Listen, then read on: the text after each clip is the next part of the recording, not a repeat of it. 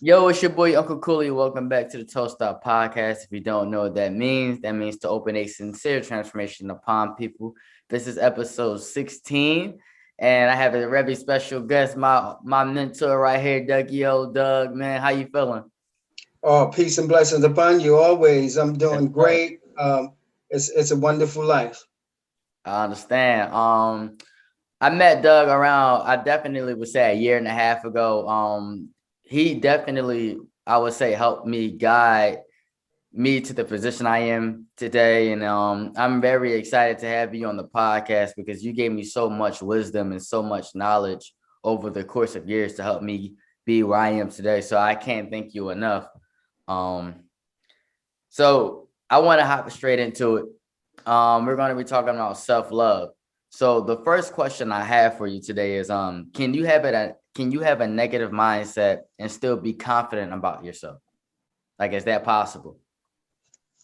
Um, I would say that there's people that think that they can do that because you and I both know that there's many people that definitely they exude a certain level of confidence, but their overall mindset is not where it should be. It's not because you can have a negative mindset and still be producing things, but it's not from a good place. So you can actually have a negative mindset and still produce, but you're not going to be balanced as a full human being. To be a full human being and to embrace our full humanity, we have to be balanced on every level, so it's like someone that is in the community that might be, doing things, selling things that are harming the community, and they're prospering, but they cannot be at full peace with themselves because you can't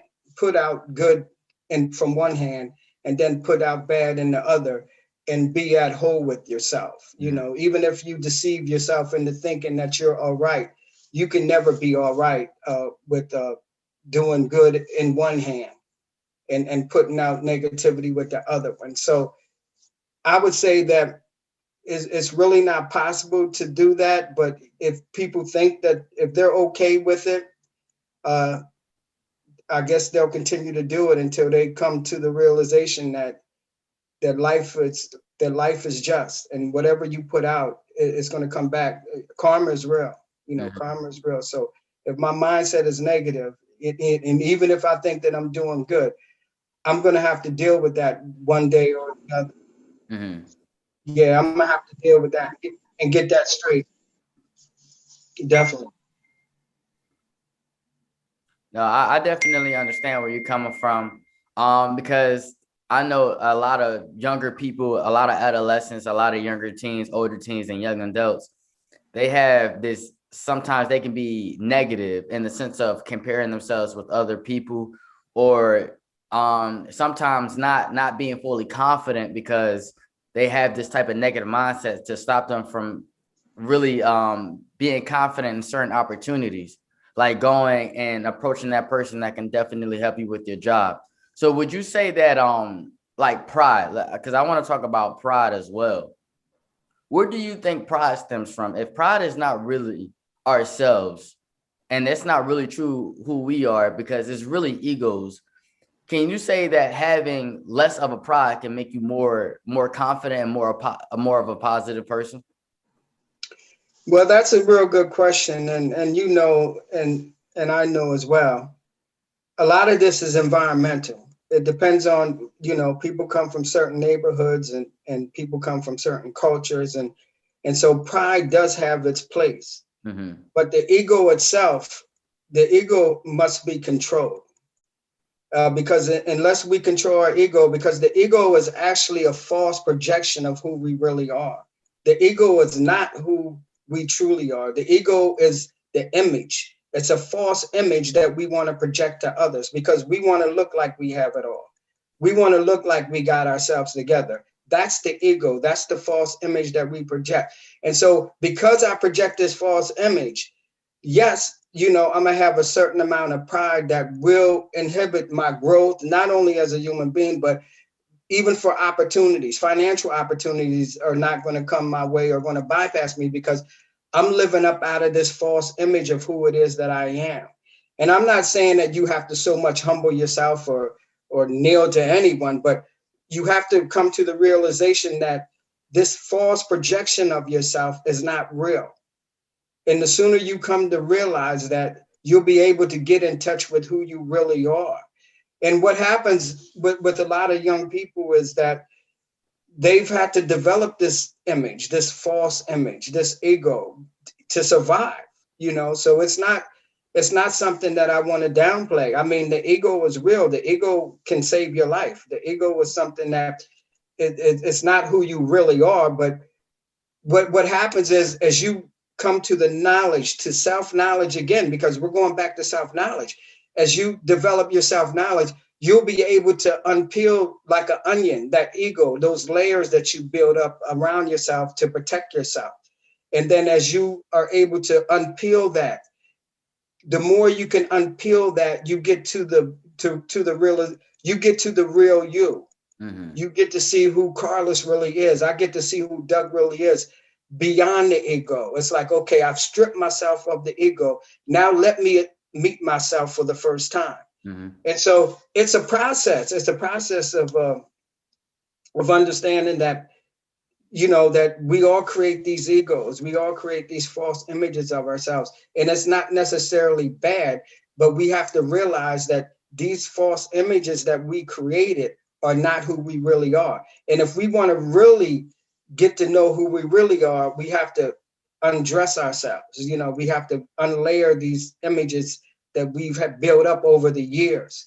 And that's how you get to the love, the self-love as well, because basically the ego, you know, because we really don't love ourselves, we have to create these images of ourselves because we haven't been able to embrace who we really are. And so until we can unlayer this, and it's multiple layers, it's not just one, there's so many layers of these false images that we build on from the time we were a child. Mm-hmm. You know, we grew up in neighborhoods we didn't like. We didn't come from this parent. We didn't come from that parent. We wasn't in that environment. And so to protect ourselves, we create these false images of ourselves. Mm-hmm. And so we get to a point in our lives that we look in the mirror and we realize that, wow, you know, that's, you know, we might not like us, what we created, but we're the ones that created the person that we're looking at in the mirror. Mm-hmm. But then we come to the realization that I want to be who I really am. Mm-hmm. I want to really be me. So we start to unpack these layers. We start to unpeel the onion, and we look in the mirror. And in my mirror, if I was to show you in my mirror right now, I have something posted in my mirror that says, "Good morning, Douglas. I love you. You are beautiful. Mm-hmm. Go forward in confidence." And so basically, we remind ourselves of who we are. It's like, no, we're not always that image that we project to others, but we know deep inside who we really are. And that's the person that we have to fall in love with. It's not the one that we show others. Like when I come out and it's like, "What's up, Carlos?" You know, now that's an image. That's one of the images that we have, and that's okay. It's not necessarily false, but it's the image, as Michael Jackson said, when we look at the man in the mirror, you know, when we look at that person in the mirror and we really think about who that person really is, that's the person that we really want to get in touch with. That's the person that we want to really love and embrace. Mm-hmm. And once we're able to do that, we can live more authentically. You know, we can live up out of our authentic selves. It can be like, when you see me, you know, this is Doug. This is Doug. I'm living up out of my authentic self. I can share what my vulnerabilities might be. You know, I can share these things that I'm still working on. It's like, yeah, I'm not there yet, but I'm pressing on towards that mark. So, and I could be okay with that. It's like, no, I'm not there yet. No, I don't know that. No, I'm not familiar with that. Yes, you know, I have my own biases towards this or that. So, once we're able to really get past these false images, we can start being more and more authentic. And that's where the joy comes at. It's like, wow, you know, I wake up every day and I'm seeing a better version of myself, Mm-hmm. because I'm rejecting the egos and the false images. I don't have to project them on to anybody or even to myself. I'm okay with myself right now, So Yeah. that's Okay. that's how I would address that question. Yeah. Okay, because I know like a lot, a lot of people definitely in society, they always want to feel accepted, validated, and they buy things that they really can't afford to seek validation and to get that love from others. Um, if material things shouldn't define our worth, if material things are just nice things, but people are not really working towards bettering themselves, and they say that you really can't move forward unless you forgive. Do you think forgiveness and really finding who you really are can increase your self-love? Like forgiving that person that really hurt you, forgiving yourself for punishing you. Like how can forgiving and not really worrying about the material things in the world elevate our higher consciousness to become the best version of ourselves, to put down our ego? Like what would you say to that? Well, that's a very powerful question, Carlos. And let me tell you, if we could spend the next 24 hours, we can have 24 more of these sessions, Yes, sir. and we can spend an hour just unpacking that question alone. Mm-hmm. Because that question would lead us to embrace a part of ourselves, to embrace what I call our divinity. Because inside of us is something that is so precious. And so material things have their place. Material things have their place. And so it's not evil to want things. It's not evil to want things. It's not evil to desire things. What becomes problematic is when those things take over us. So when anything outside of us takes over us, whether or not it's money, whether or not it's cars, whether or not it's relationships, if those things have more of an effect on our lives than what that still small voice inside of us, what our conscience is saying to us, what we feel deeply. If something that is material has more power over me than the things that I value deeply inside, then that's a problem. And Yeah. so basically what we have to do, all these questions really, they just keep going back to the same source. It's like, know thyself. Who are you? What do you value? There's um, there's something that a comedian said, Dave Chappelle, and I think is very, very important to this conversation we're having. I remember years ago when he left his, he left the television, Mm-hmm.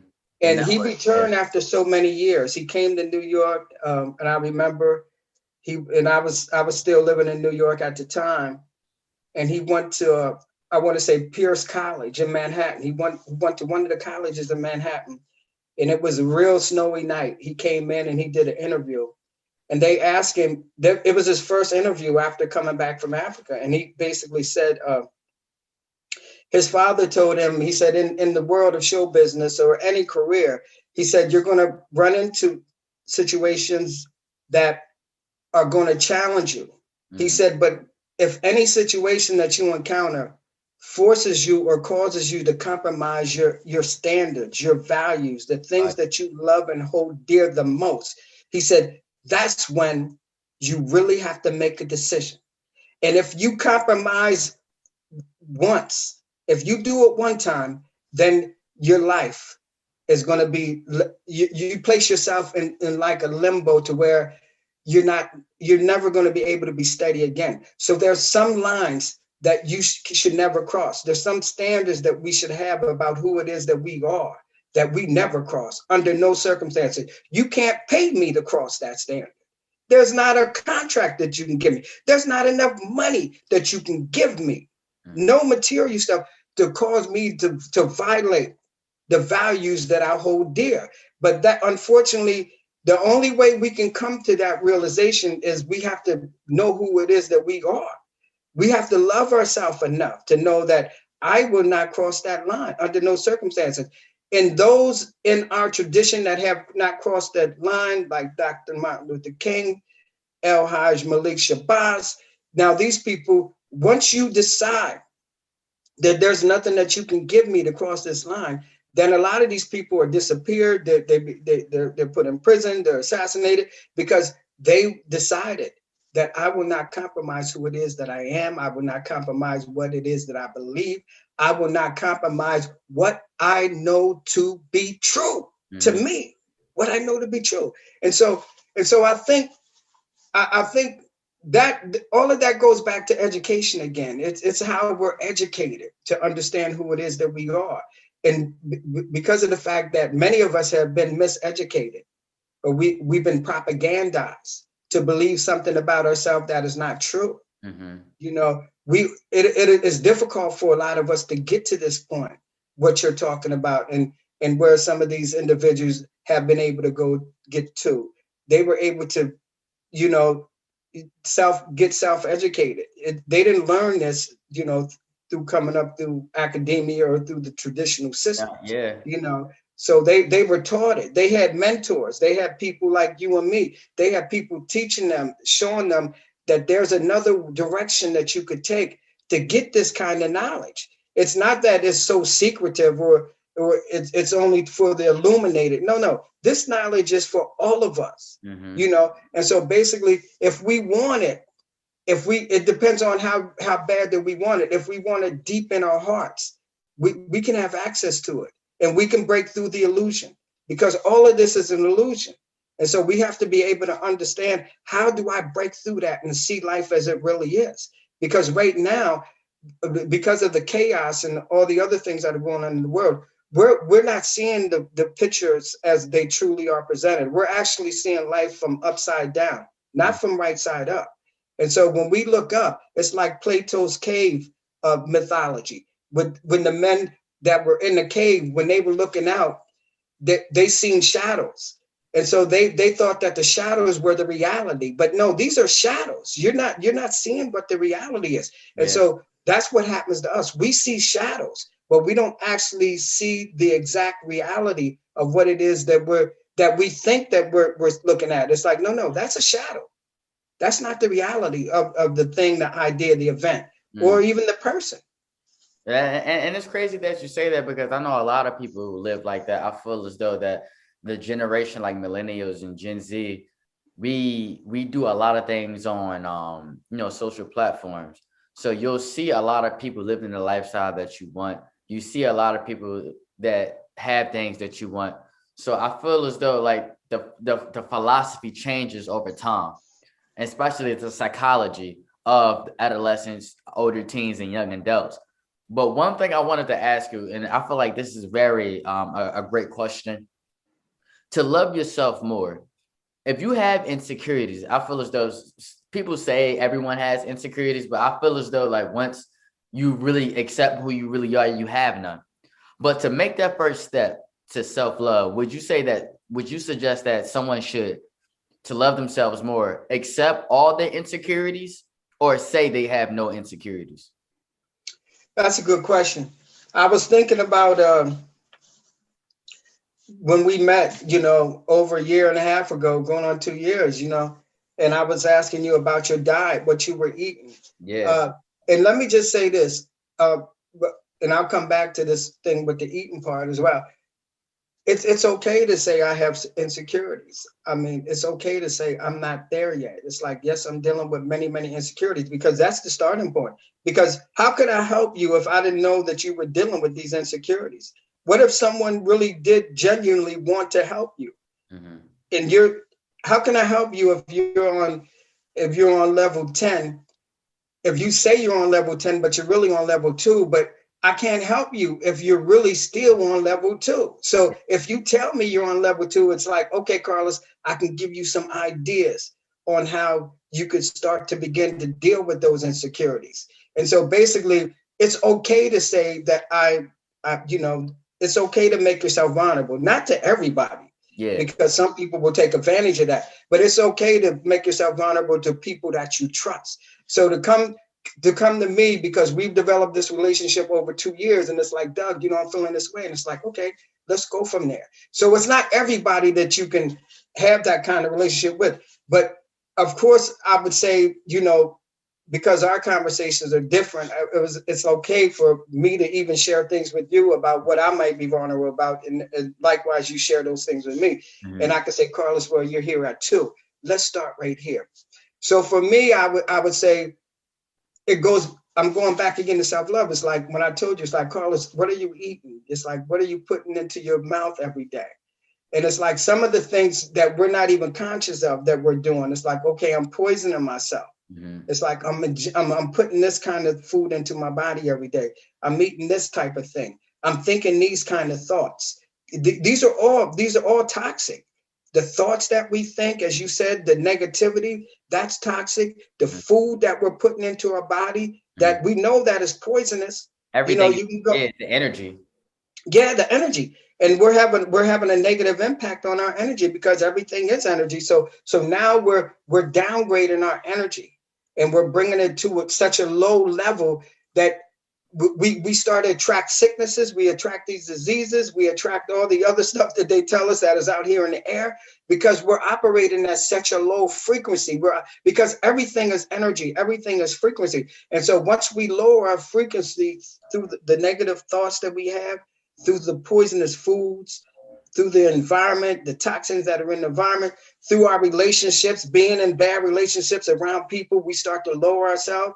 We make ourselves more prone to taking illnesses, and we start to get sick, and we start to, have mental imbalances and things, emotional imbalance. And so we have to really start from ground zero. First I would say, begin with 5 minutes a day of quiet time. I don't care what it is that you want to think about. You don't have to be religious. You don't have to believe in anything, but you have to stabilize yourself. You have to steady yourself. If you're bleeding profusely and you're losing blood, tons of blood, the first thing that we have to do is stop the bleeding. It's like we have to stop the bleeding. And so people have to realize it's like you're bleeding. Stop, slow down, stop. Let's sit down here for a little minute. I'm not even going to ask you what to think about or tell you what to think about. Just stop down, sit down for a little bit, and just think about what it is that you're really thinking about. What's really in your mind? Is your mind raging with all kind of ideas and thoughts? Are you thinking about this bill, that bill, this sickness, that sickness, that your mom, your dad, your cousin, your sister? Can I make it? Will I graduate? Will I do this? Well, if you're thinking like that, just sit down and acknowledge this is what's going on in you right now.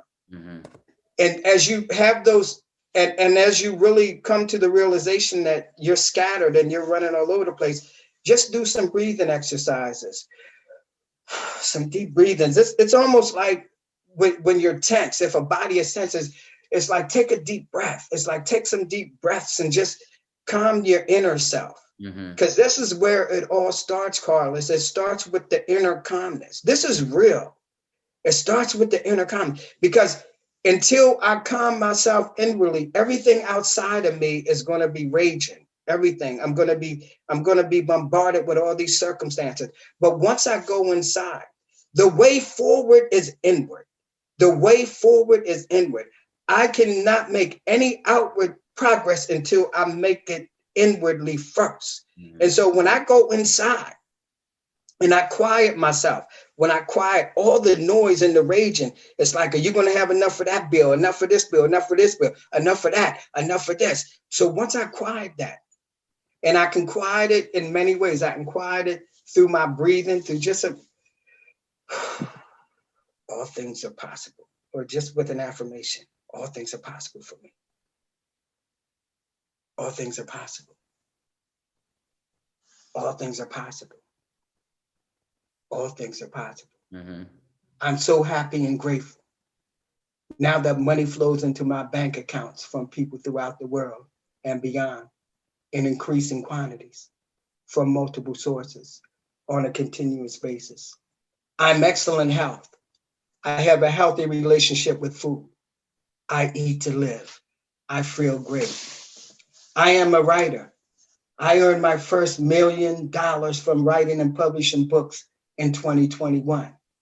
I'm a spokesperson and communicator for the divine. I am a vessel. I share the message of clarity, which is to embrace our full humanity.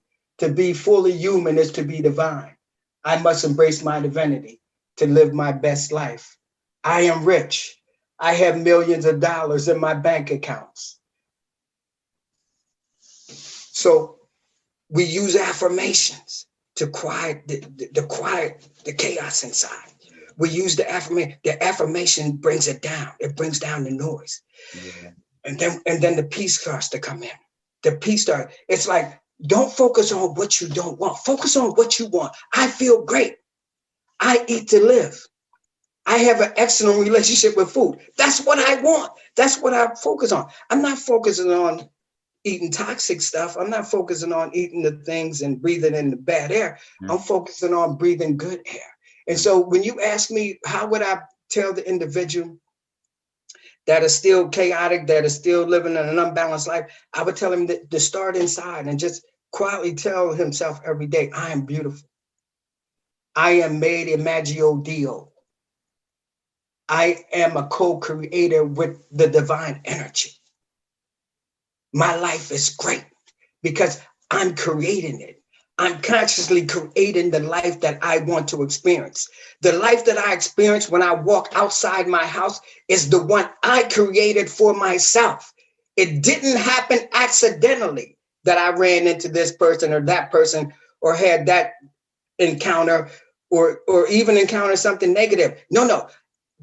I consciously or unconsciously was a part of whatever I encounter every day. When I leave you today, Carlos, whatever I'm encountering outside in the world is what I have already decided to bring into existence. Right. Nothing happens accidentally. Right. Nothing just happens. Everything happens. Nothing just happens. Yeah. And so I would tell that person, Carlos, to just stop for a little bit.